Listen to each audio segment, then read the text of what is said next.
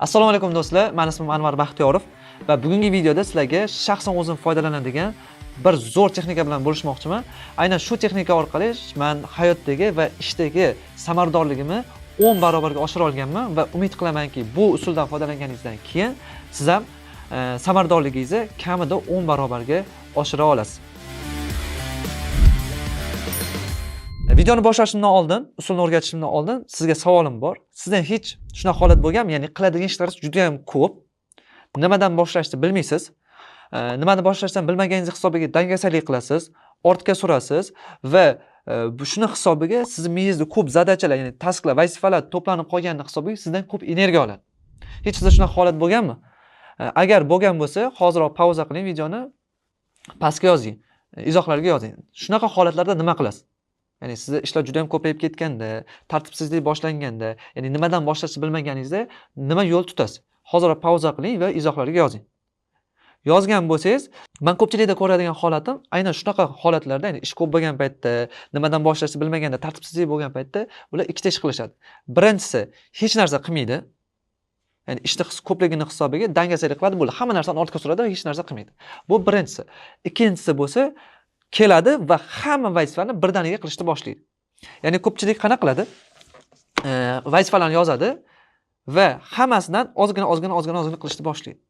Lekin men sizga bugun o'rgatadigan usulim Michael Linenberger usuli deyiladi va bu usulda siz keraksiz vazifalarga emas, siz uchun rostdan muhim bo'lgan va sizga natija olib keladigan vazifalarga urg'u berishni boshlaysiz. Endi bu usul uchun, ya'ni Linenberger usuli uchun bizga bloknot kerak bo'ladi. Mana bunaqa stikerlar kerak bo'ladi, mana stiker va ruchka kerak bo'ladi. Va bizga asosiy qiladigan ishimiz nima? Birinchi o'rinda bloknotni chetga suramiz va mana bu stikerlarga har bir qilishimiz kerak bo'lgan vazifalarni, ya'ni topshiriqlarni bittalab yozib chiqamiz. Misol uchun, deylik, men bankka borishim kerak, to'g'rimi? Nima deyman? Va topshiriqni yozayotgan shu narsaga e'tibor berishingiz kerak, tushunarli bo'lishi kerak. Ya'ni tushunarli deganda faqat sizga emas, tasavvur qiling, topshiriqni yozib qo'ydingiz, boshqa inson kelib buni o'qisa, u ham tushuna olishi kerak. Tushundingizmi? Shuning uchun to'liq yozish kerak. Misol uchun, oyimga pul o'tkazish uchun bankka borib 10 million pulni o'tkazib yuborish. Misol uchun. Nima qilaman? Olaman, stikerga yozaman. Endi misol uchun, deylik, marketolog bilan uchrashuvim bor bugun, to'g'rimi? Nima deyman? Marketolog bilan uchrashuv deb yozadigan bo'lsam, bu xato bo'ladi. Nima deyman? Marketolog bilan uchrashib, reklama byudjetini aniqlashtirish. Ya'ni topshiriqda to'liq shunaqangi yozishingiz kerak. Bu topshiriqni o'qiganingizda o'ylashga hojat qolmasligi kerak. Ya'ni bu vazifani o'qiganingizda o'ylashga hojat qolmasligi kerak. Shunchaki tez sirasi bajarib keta oladigan darajada bo'lishingiz kerak. Endi nima qilasiz? Siz har bitta vazifani xuddi shunaqa qilib stikerlarga yozib chiqasiz. Ya'ni vazifani to'liq yozasiz, oson tarzda, tushunarli tarzda, chetdan odam kelganda ham tushunishi kerak. Hamma vazifalarni alohida yozib chiqasiz. Hammasini imkon qadar mayda vazifalarga bo'lib yozgan yaxshi. Misol uchun, umumiy kattaroq ish bo'lsa, deylik, siz reklamani ishga tushirishingiz kerak, to'g'rimi? Reklamani ishga tushirish uchun nima kerak? Misol uchun, reklama ssenariysini yozish, alohida task, reklamani syomka qilish, alohida vazifa va reklamaga start berish, bu alohida vazifa. Har birini alohida yozish kerak. Endi sizda har bir vazifangizni yozib chiqqaningizdan keyin sizda vazifalar ro'yxati bo'ladi. Oldingizda hamma vazifalaringiz turibdi. Ya'ni siz nima qildingiz hozir? Miyangizda energiya olib turgan hamma narsani qog'ozga tushirdingiz. Agar shu vazifalarni siz bajaradigan bo'lsangiz, bo'ldi, siz miyangizda energiya ketmaydi, charchamaysiz va ishingizni maza qilib qilishni boshlaysiz. Ya'ni Linenberger tizimini foydali tarafi nimada? Bu nafaqat sizni samarador ishlashga yordam beradi, balki o'zingizni ishingizni sevib qilishingizga ham yordam beradi.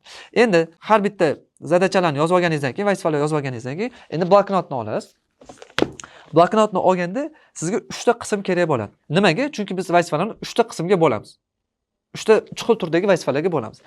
Qanaqa vazifalar deydigan bo'lsangiz, bu hozir qilishingiz kerak bo'lgan vazifa. Ya'ni nima qilasiz? Mana shuncha zadachalar turibdi.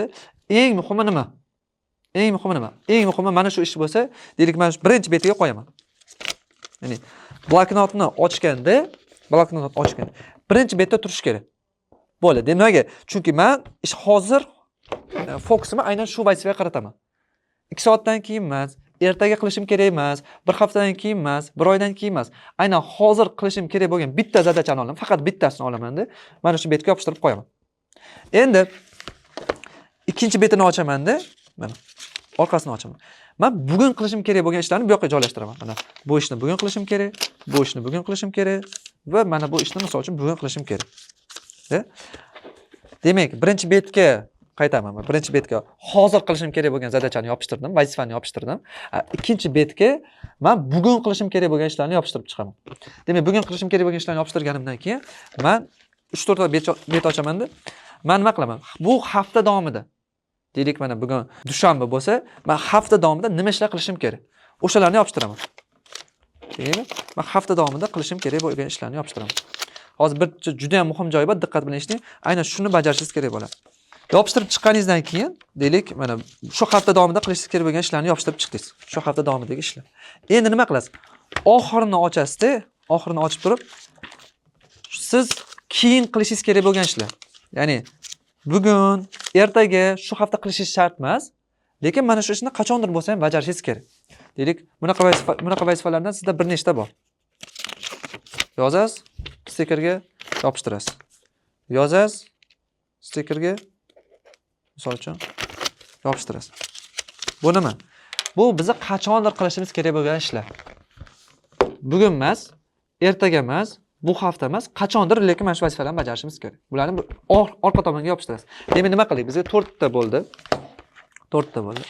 Birinchi betiga hozir qilishimiz kerak bo'lgan ishlarni, ya'ni hozir mana shu ishni bajarishim kerak. Ikkinchi betiga bugun bajarishim kerak bo'lgan ishlarni yozdim. Bir nechta bet o'tkazib, bu hafta yozishim kerak bo'lgan ishlarni yozdim va oxiriga qachondir qilishim kerak bo'lgan ishlarni yozdim. Endi bundan qanaqa foydalanamiz? Ya'ni vazifalarni yozib chiqdim, ularni kategoriyalarga bo'ldim. Hozir, bugun, hafta va keyin qilishim. Endi nima qilaman? Men hozir ishni boshlayman, ya'ni o'tiraman, ishni vazifani bajarishni boshlayman va faqat fokusim, mana shuni ochib qo'yaman-da, faqat fokusim hozir qilishim kerak bo'lgan ishda bo'ladi. Faqat diqqat e'tiborim shunda bo'ladi. Ya'ni, misol uchun kimdir meni chalg'itsa, birinchi o'rinda chalg'itmaslikka harakat qilish kerak, ya'ni chalg'itmaydigan joyda o'tirishingiz kerak. Kimdir chalg'itsa, men ketdim, o'rnimdan turib ketdim.